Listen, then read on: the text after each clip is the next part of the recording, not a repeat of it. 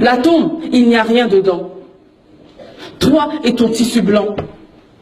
Et la seule chose qui va te suivre, ce sont quoi? Tes actions. Pourquoi les actions?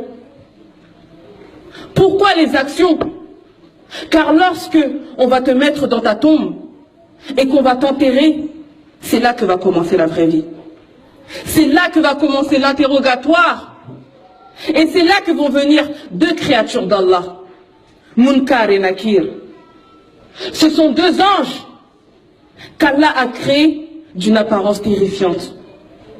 Leur voix est comme le tonnerre et leurs yeux sont comme les éclairs. Et lorsque ces deux anges vont venir à toi, ils vont te poser seulement 3 questions. Ils vont te poser 3 questions. Man Rabbuk? Qui est ton Seigneur?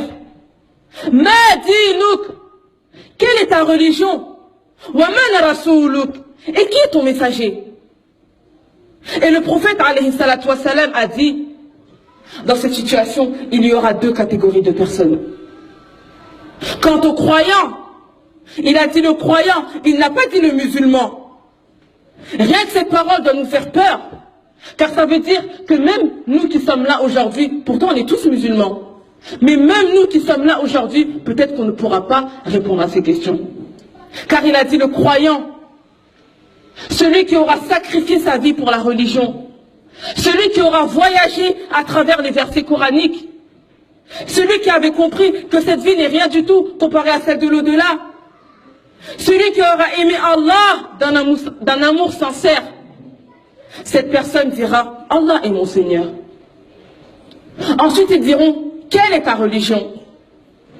Et là il a dit, celui qui suivait l'islam, celui qui priait à l'heure, celui qui aimait Allah subhanahu wa ta'ala, celui qui n'avait pas honte de montrer sa religion, qui n'avait pas honte de se dire musulman, qui n'avait pas honte de montrer sa religion, il dira, ma religion est l'islam.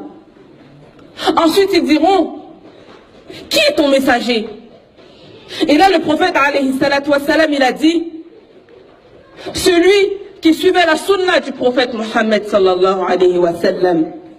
Dès qu'il entendait Qala Rasulullah, le messager d'Allah a dit, il obéissait et mettait en pratique ses paroles. Cette personne dira, Mohammed sallallahu alayhi wa sallam est mon messager. Allahu Akbar. Et cette personne-là, elle aura réussi. Cette personne, elle aura réussi. Et il se peut que même moi aujourd'hui, je ne puisse pas répondre à ces questions.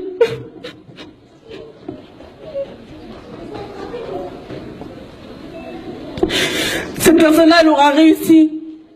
Et Allah subhanahu wa ta'ala ordonnera à ce qu'on élargisse sa tombe. Et que sa tombe soit une demeure du paradis. Qu'on lui ouvre une porte du paradis. Et à ce moment-là, il sentira l'odeur du paradis. Et cette personne-là, elle aura gagné. Mais le prophète alayhi salatu wassalam,